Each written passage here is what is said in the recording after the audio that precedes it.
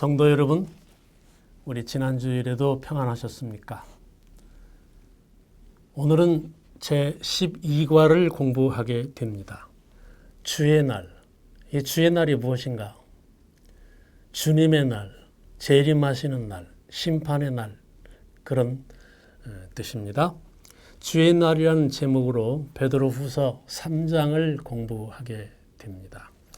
일요일은 권위의 계통, 즉 베드로가 이렇게 말하는 권위의 근거가 무엇인가, 그것에 대해서 공부하고, 월요일은 조롱하는 자들, 화요일은 천년이 하루가 등, 수요일은 그래서 어떻게 살아야 하나, 목요일은 마지막 호소, 이런 소제목을 가지고 우리 베드로후서 3장을 공부하겠습니다. 12과입니다. 우리 12과는 드디어 재림 문제를 다루고 있습니다. 그 당시 초기 교회에 세 가지 큰 문제가 있다고 여러 번 말씀드렸죠. 외부적으로는 큰 핍박과 고난이 몰아쳤습니다. 많은 사람들이 억울한 죽임을 당하고 왜 이런 고통이 왔는지도 모른 채 정말 많은 고난을 당했죠. 내부적으로는 이 사단이 교회 내부도 가만두지 않았어요. 이 아름다운 교회를. 내부적으로는 이설이 생기게 했습니다. 그래서 여러 가지 진리에서 떠난 이설들이 이 초기 교인들을 괴롭혔습니다. 또 하나는 뭔가 하면 재림의 문제입니다. 그 당시 고난이 많으면 많을수록 사람들은 재림을 더 기다리게 되죠. 근데 재림이 눈앞에 보이지 않기 때문에, 그리고 사도들이 죽기 전에 오실 것이라고 그렇게 초기 교인들이 믿었는데 사도들이 하나 둘씩 순교해도 주께서 다시 오신다는 어떤 징조나 어떤 표징은 보이지를 않았어요. 그래서 마음속에 갈등이 많았습니다. 주님께서는 지금 무엇을 하고 계시나, 어디 계시나, 왜 고난에 빠진 우리를 구하려 하지 않으시는가, 왜 이 핍박을 막아주지 않으시나, 그런 많은 마음속에 고통이 있었습니다.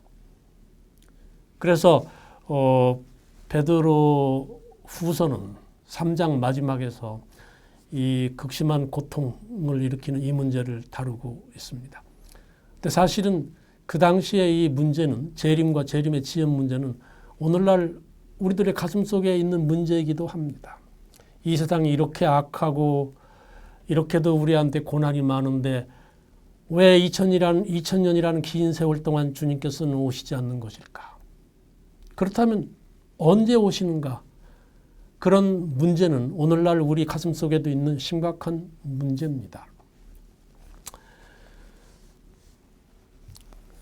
어떤 것이 이 참으로 재림을 기다리는 것인가 하는 문제들. 그래서 오늘 우리가 토의할 것이 많아요.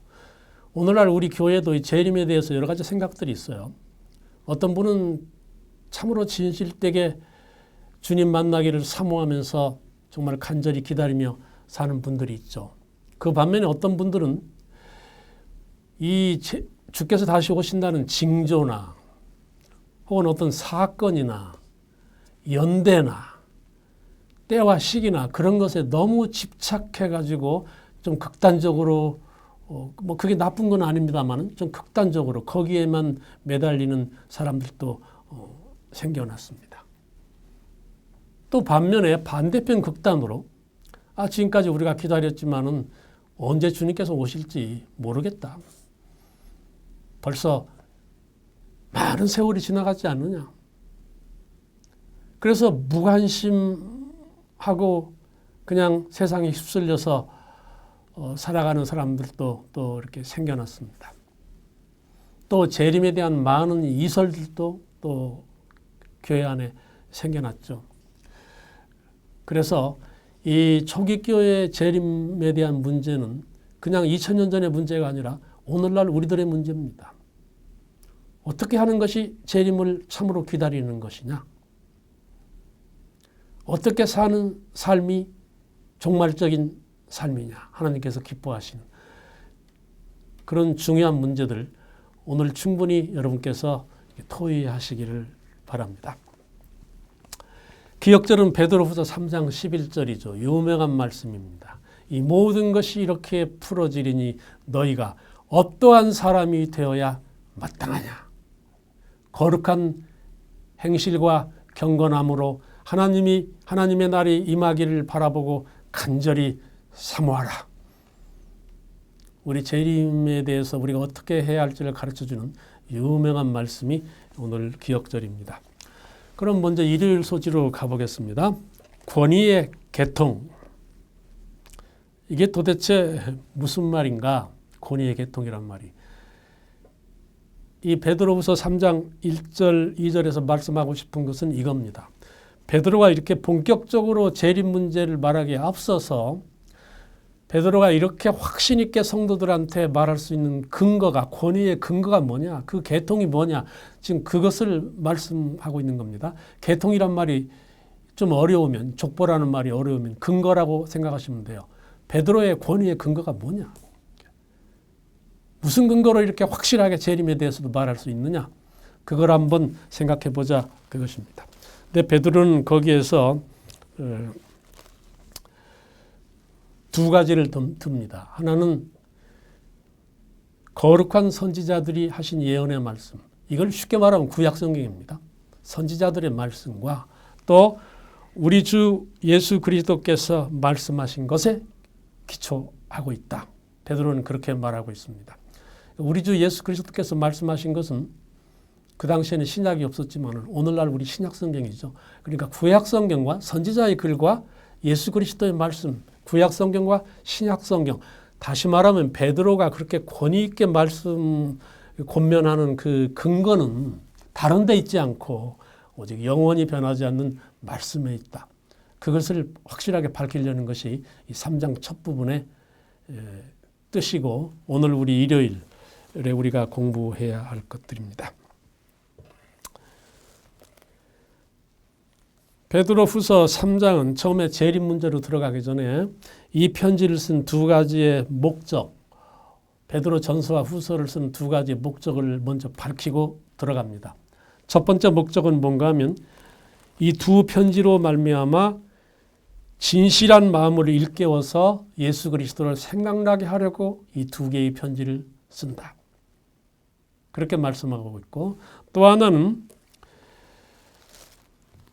주께서 우리 구주 예수께서 너희에게 말씀하신 것들을 내가 없더라도 이제 베드로는 이미 순교를 각오하고 있기 때문에 내가 없더라도 계속해서 이 편지를 보고 우리 주 예수 그리스도를 생각나게 하려고 이 두 개의 편지를 기억하게 하려고 처음에는 생각나게 하려고 두 번째는 기억하게 하려고 이 편지를 쓴다. 그렇게 말씀하고 있습니다.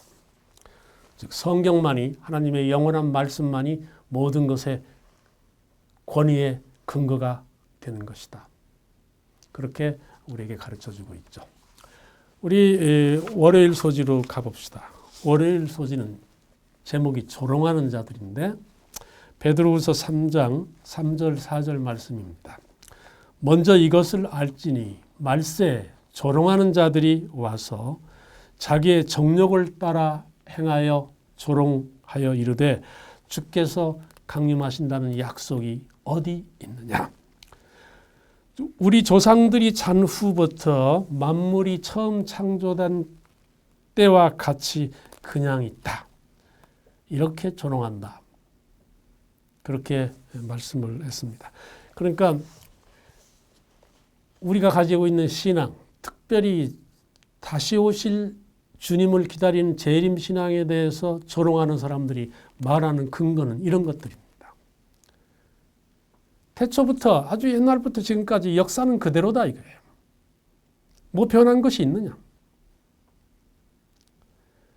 또 지구는 뭐 그때나 지금이나 똑같이 아름답고 자연계는 그대로 있고 어떤 특별한 변화가 없다. 수천 년의 세월이 흘러. 다시 오시겠다는 약속이 있다고 하지만 그 약속이 2000년 전의 약속 아니냐. 그로부터 2000년의 세월이 흘렀다. 아직까지 그것이 이루어지지 않았다면 앞으로도 또 몇천 년이 흐를지 어떻게 하느냐. 이런 것이 이제 우리 재림신앙을 흔들려고 하고 조롱의 대상으로 사는 사람들이 말하는 근거입니다. 사실 이것은 우리를 신앙을 비난하는 사람들, 공격하는 사람들이 하는 말이지만은 이런 근본적인 생각은 재림을 기다리는 우리들의 마음속에도 어딘가 하나의 의심으로 남아 있어요. 왜 지금까지 오시지 않는가? 왜 이렇게 수많은 세월이 흘렀어도 세상은 그대로인가? 점점 뭐가 변동이 있어가지고 마지막이다. 그것을 우리 모두가 알 수 있도록 돼야 되는데 그럴 것 같다가도 왜 세월이 또 이렇게 자꾸 흐르는가? 고통이 이렇게 있는데 이 고통은 도대체 언제 끝날 것인가? 그런 생각들은 오늘날 재림을 기다리는 우리들의 가슴 속에도 있는 것들입니다. 그래서 베드로 후서 3장은 이런 조롱하는 사람들의 조롱에 대해서 혹은 우리 마음속에 있는 의심에 대해서 조롱하는 사람들은 이런 몇 가지를 망각하고 있다. 이것을 일부러 잊으려고 하는 것인지 혹은 그냥 망각했는지 몰라도 다음과 같은 것들을 망각하기 때문에 이런 조롱을 할 수 있는 것이다. 이런 의심이 생기는 것이다. 이렇게 세 가지로 말하고 있습니다. 첫 번째는 이 하늘이 옛날부터 있었고 땅이 물에서 나와 물로 성립된 것이 다 하나님의 말씀으로 된 것을 잊고 하는 말이다. 이게 쉬운 말로 하면 무슨 말이냐면 창조주가 계시다는 것을 잊고 하는 말이다. 창조주가 역사의 주인이시며 창조하신 분이며 마침내 이 불의한 역사를 그냥 두지 않으시고 그 창조주께서 반드시 마칠 것임을 잊어버리고 조롱하는 것이다. 하나님이 살아계신 것을 믿지 않으니까 그렇게 말할 수 있지.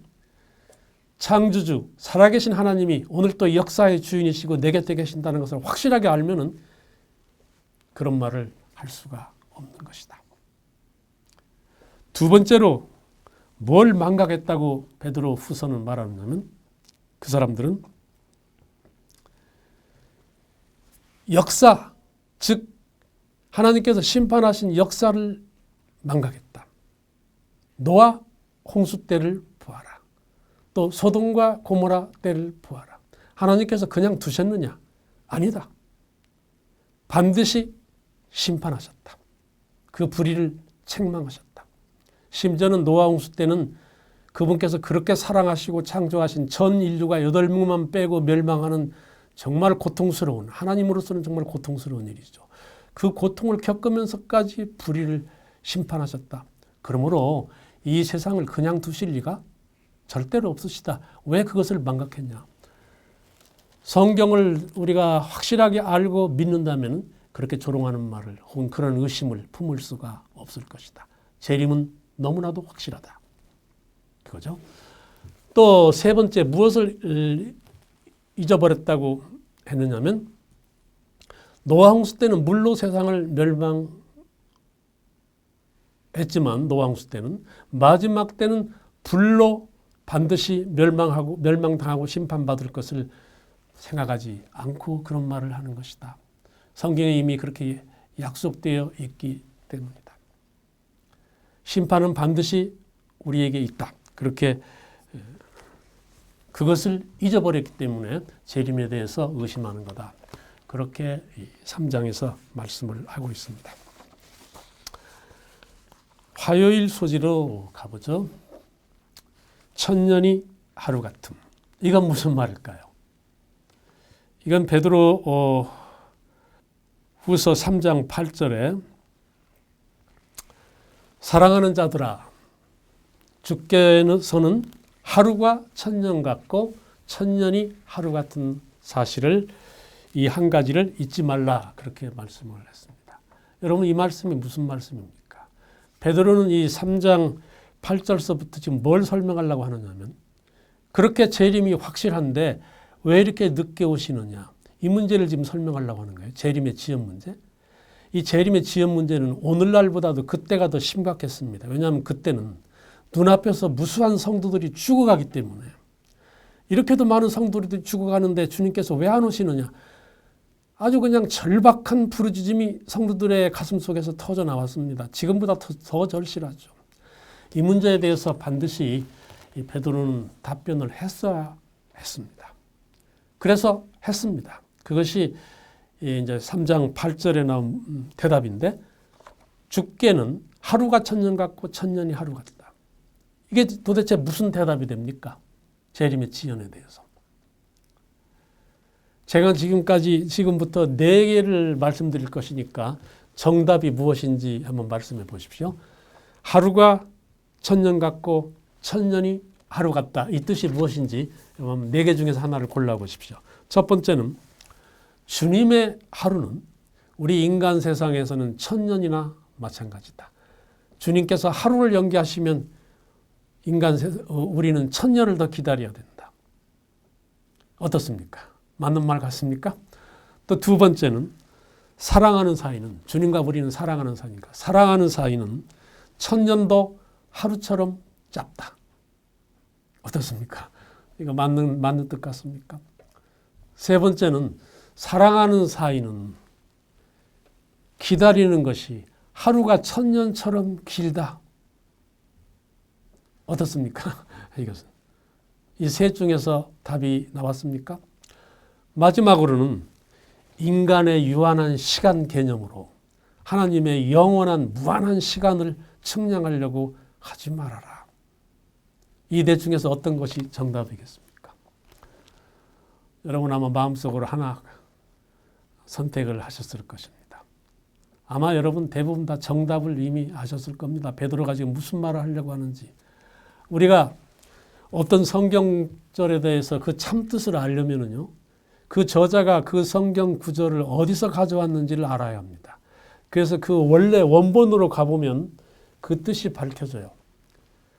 베드로가 이 베드로후서 3장 8절 말씀, 하루가 천년 같고 천년이 하루 같다는 말씀을 어디서 가져왔느냐 하면 시편 90편 4절에서 가져왔어요. 거기 보면 이렇게 되어 있습니다. 시편 90편 4절, 주의 목전에는 천년이 지나간 어제 같으며 밤의 한순간 같을 뿐이니이다. 이 말씀을 가져온 겁니다. 베드로가. 그러면 시편 90편에서는 왜 하루가 천년 같다는 말이 나오느냐. 시편 90편의 문맥을 잘 보면 시편 기자는 거기서 뭐 하루가 천년처럼 길다라든지 천년이 하루처럼 짧다라든지 그런 말 하려는 것이 아니에요. 인간의 유한성, 인간이 참 아무것도 아니고 풀잎 같은 건데 그 인간의 시간, 아무것도 아닌 시간으로 하나님의 영원한 시간을 측량하지 말아라. 그 말을 시편 90편에서 하고 있는 겁니다. 그러니까 여러분 베드로의 대답을 아시겠죠? 베드로가 성도들을 어떻게 위로하는 겁니까? 재림이 늦어진다 해서 상심하고 있는 성도를 어떻게 위로하는 거예요? 너무 시간 가지고 재려고 하지 말아라. 모든 것은 재림은 하나님의 사건이다. 그러므로 재림은 하나님의 시간이 올 때 이루어질 것이다. 그러므로 우리 인간의 시간으로 조급하게 늦었다, 빠르다 그렇게 말하는 것은 별 의미가 없다. 모든 것을 다 하나님께 맡겨버려라.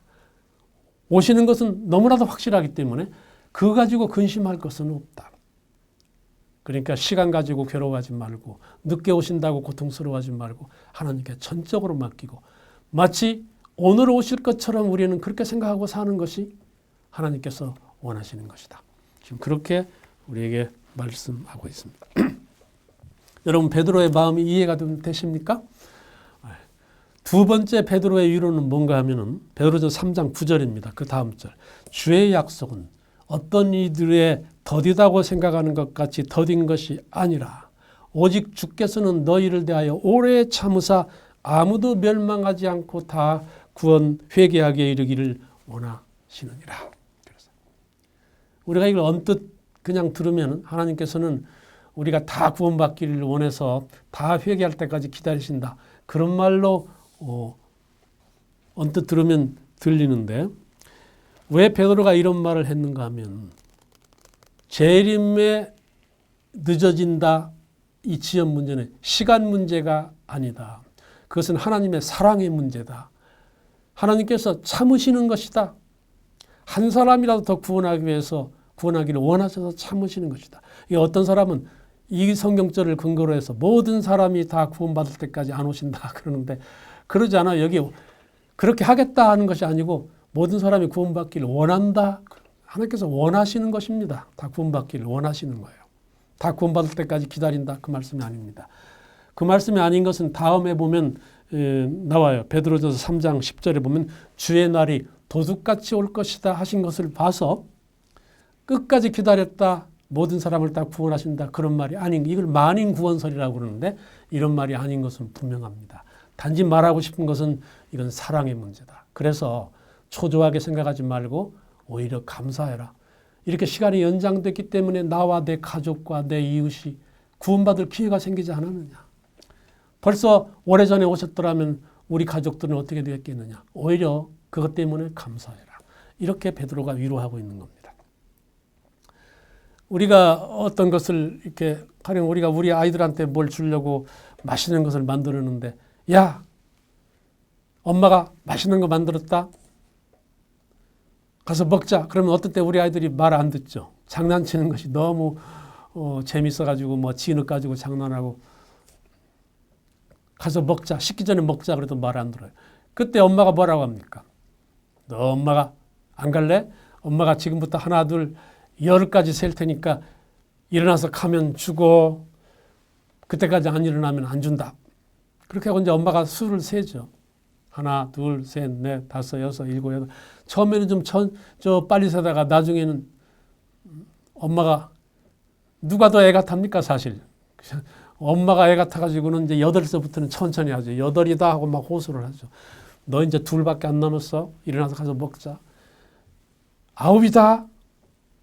그렇게 하고 마지막 드디어 10을 셀 때가 되면 어떻습니까? 너무나 주고 싶은데 이 애들이 먹으면 얼마나 좋을 텐데 10 세면 줄 수가 없어요. 아무리 엄마라도. 이 버릇을 가르쳐야 되니까. 그래서 엄마같이 사랑을 가진 사람은 차마 10 빨리 세지 못하고 어떻게 합니까?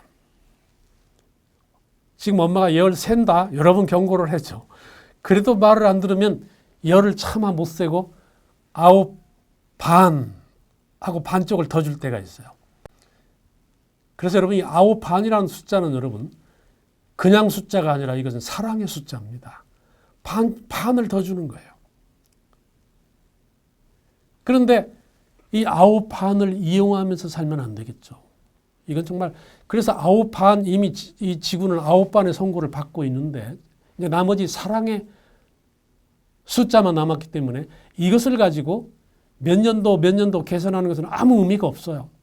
이 사랑의 반쪽짜리 순간에 살고 있는 사람들은 이제 일어나서 가는 것만 남았지.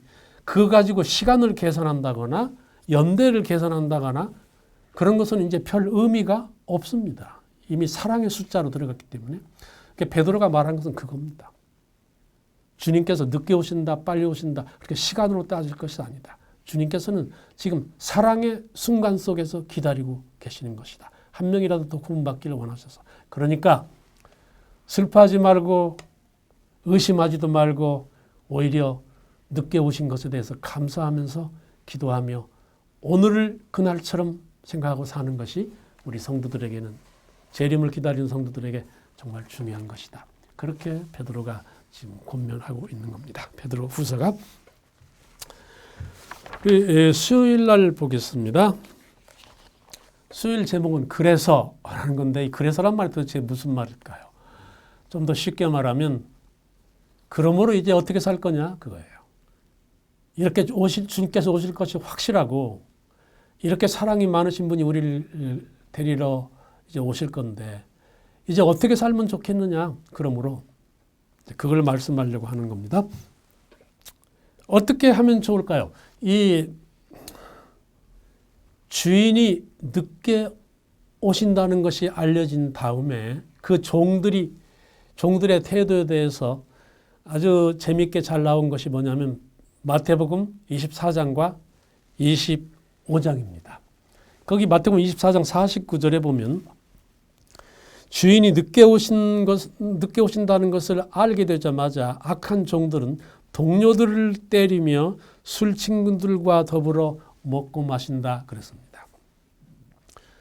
그러니까 세상이 아직 많이 남았구나. 늦게 오는구나. 그렇게 생각하는 사람들은 방탕한 생활을 하게 된다.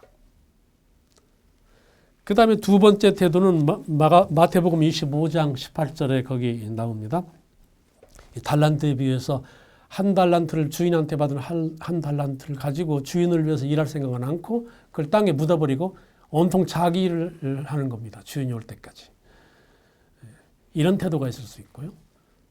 또 하나는 그 25장에서 마태복음 25장 열처녀의 비유처럼 다 졸며 잘세. 그러니까 이제 졸면서 주인이 오실 때까지 게으르게 시간을 보낼 수도 있죠. 우리가 재림을 기다리는 태도가 그럴 수도 있습니다. 또 하나의 태도는 그 25장 마지막에 양과 염소의 비유처럼 내가 줄일 때 너희가 먹을 것을 주었고 목마를 때 마시게 하였고 또 나그네 되었을 때 영접하였고 병들었을 때 돌아보았고 옥에 있을 때 찾아왔다. 이렇게 하는 것처럼 적극적인 봉사. 사실 그 마태복음 25장은 24장에서 깨어서 기다린다는 말이 무엇을 의미하느냐를 세 가지의 비유로 설명하는 것이 25장입니다. 따라서 깨어서 기다린다는 것은 어느 산속에서 혼자 기도하고 수도승처럼 산다는 것이 아니고 이렇게 적극적인 봉사를 의미하고 있죠. 그래서 이 마태복음 24장 25장에 깨어서 기다린다는 것이 무엇인지 재림을 기다리는 사람의 태도에 대해서 네 가지로 말씀을 하신 것을 우리가 알 수 있습니다.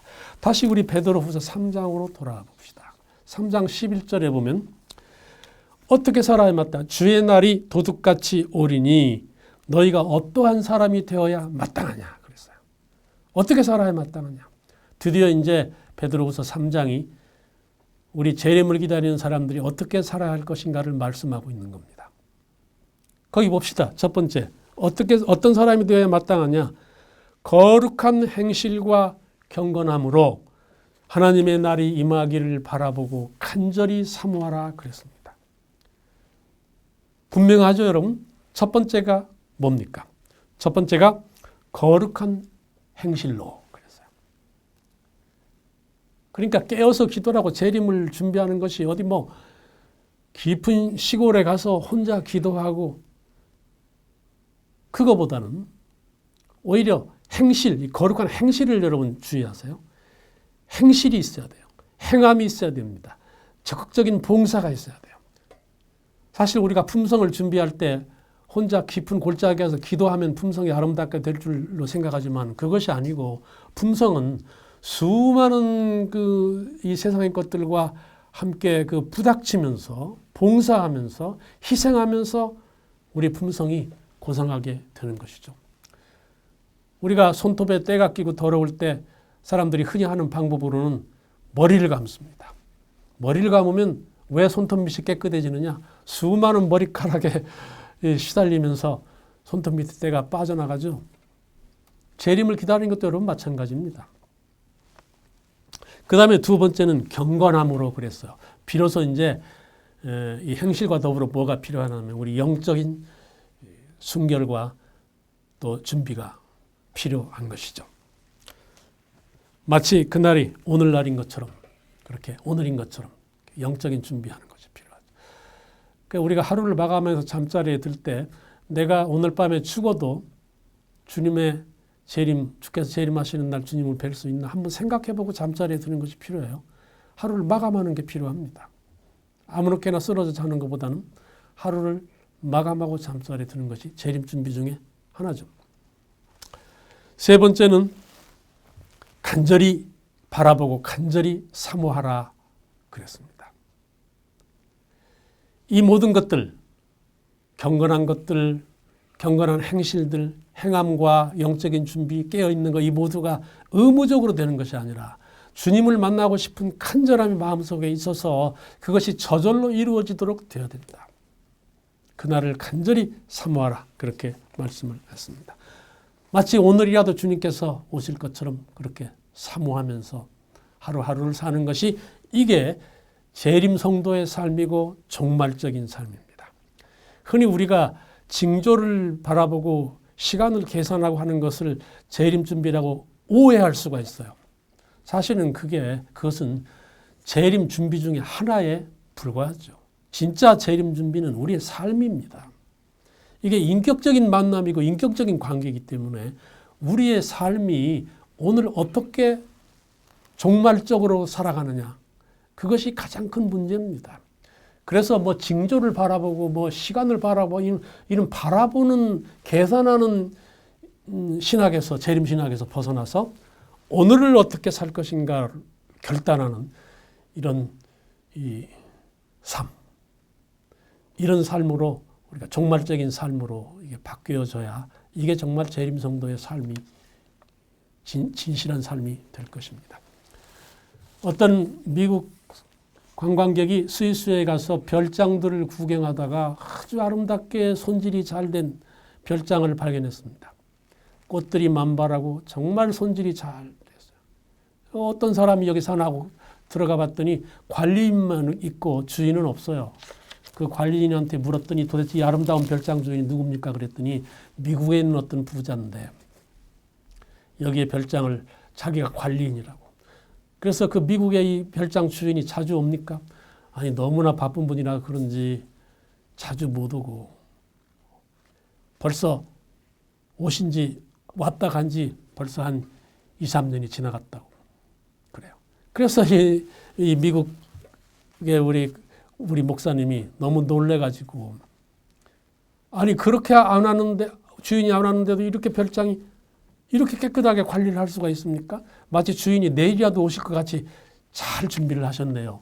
그랬더니 그 관리인이 말했습니다.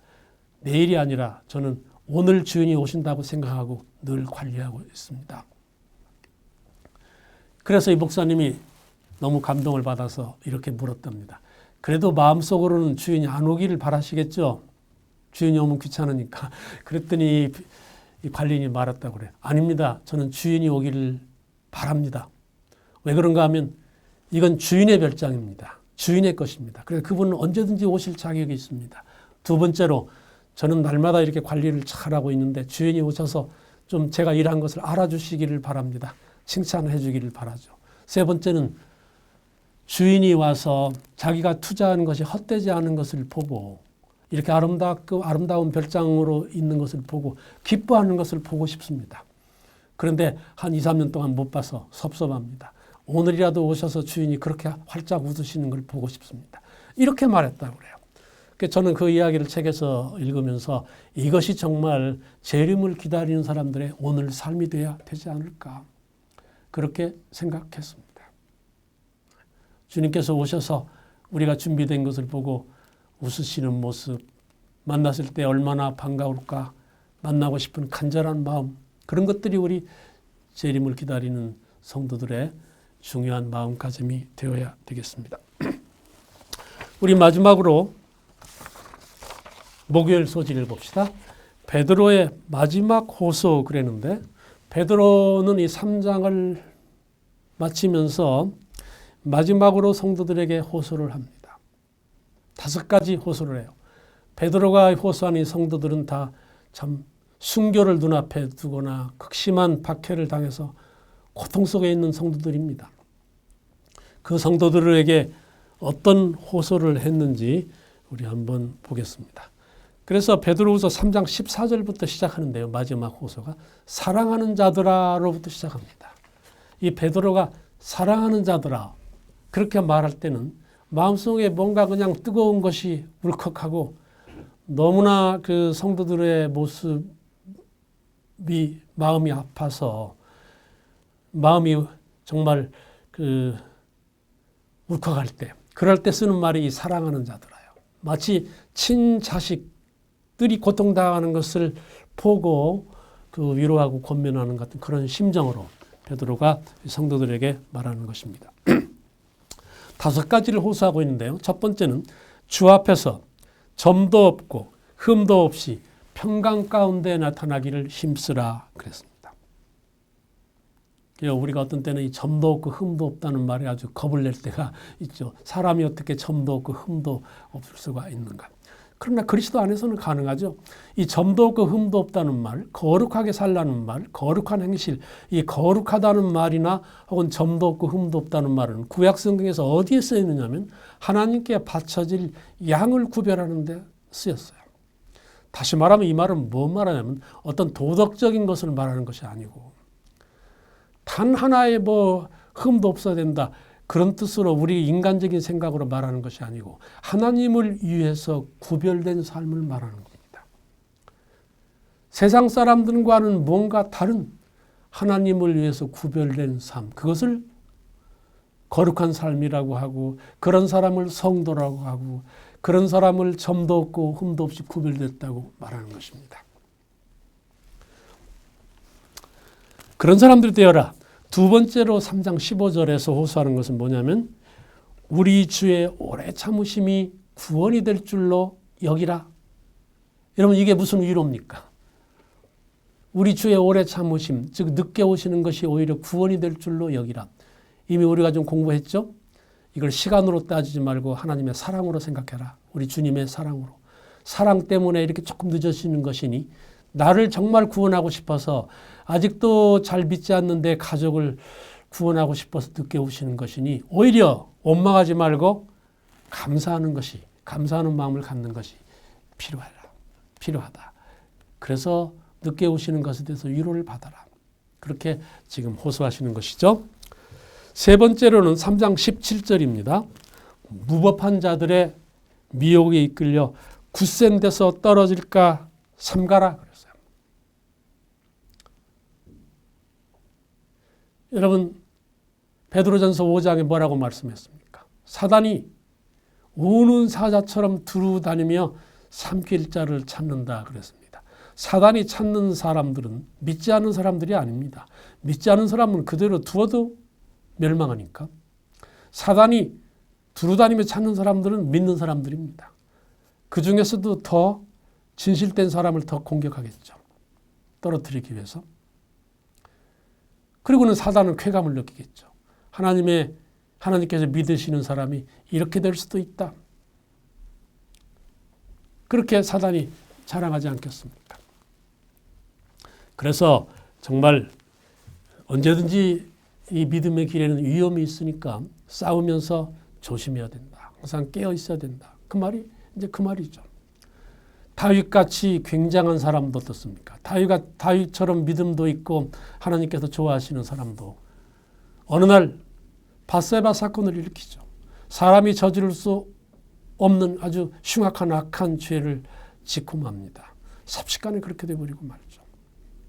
그래서 안심하는 순간은 없습니다. 주님 오시는 날까지 아무리 믿음 좋다고 생각하는 사람이라도 자 스스로 그럴수록 더 깨어 있어서 말씀 속에서 성령 안에서 그리스도 안에서 그렇게 살아야 됩니다.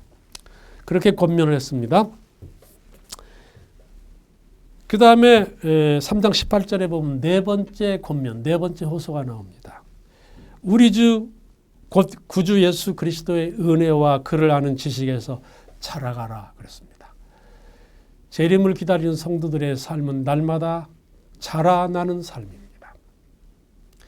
이 생명이 있는 것의 특징은 자라나는 것입니다. 조금씩이라도 매일 자라나요. 그게 생명이 있다는 증거입니다.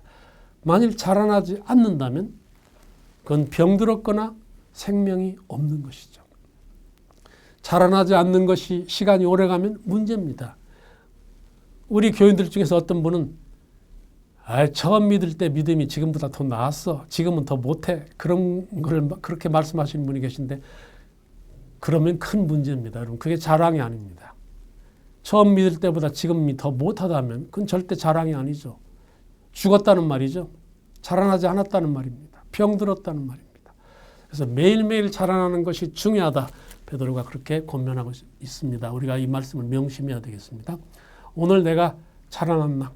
조금이라도 무엇인가 더 나아졌나? 우리가 저녁에 잠자리에 들기 전에 한번 명상해 보는 것이 좋겠습니다. 다섯 번째 마지막 권면은 뭔가 하면 이 성경 말씀을 억지로 사사로이 풀지 마라. 자기 마음대로 억지로 풀지 말아라. 그렇게 권면하고 있습니다. 누구 예를 들고 있냐면 바울의 글을 들고 있어요. 이것을 봐서 그 당시에 바울의 글이 성도들에게 널리 읽혀지고 있다는 것을 우리가 알 수 있었죠. 바울도 역시 종말에 대해서 재림에 대해서 여러 말씀을 하셨습니다. 그런데 그중에 어떤 것은 어려운 것도 있어요. 그 어려운 것을 사사로이 풀다가 자기 마음대로 풀다가 억지로 해석하다가 실족하지 말아라. 그렇게 권면하고 있습니다. 쉽게 말하면 하나님의 말씀을 말씀 그대로 받아들이고 해석해야지. 자기의 고집대로 혹은 자기의 지식을 자랑하기 위해서 그렇게 하다가는 자기도 진리에서 떠나가게 되고 다른 사람도 떠나가게 된다. 재림을 기다리는 사람들은 특별히 이 말씀 속에 굳게 서서 어떤 거짓 것이 몰려와도 흔들리지 않도록 그렇게 준비하면서 살아야 된다. 그렇게 말씀하고 있습니다. 그래서 여러분 이번 12과는 토의할 것들이 참 많습니다. 더군다나 재림을 기다리는 우리 성도들은 어떻게 하는 것이 정말 참되게 재림을 기다리는 것이냐. 어떻게 사는 것이 하나님께서 원하시는 대로 사는 것이냐. 거룩한 행실은 무엇이냐. 그런 것들. 또 경건하게 산다는 건 어떻게 사는 것이냐. 이런 여러 가지 문제들을 같이 토의하시면서 재림 준비에 대해서 혹은 재림에 대해서 확실한 생각들을 갖게 되시기를 간절히 바랍니다.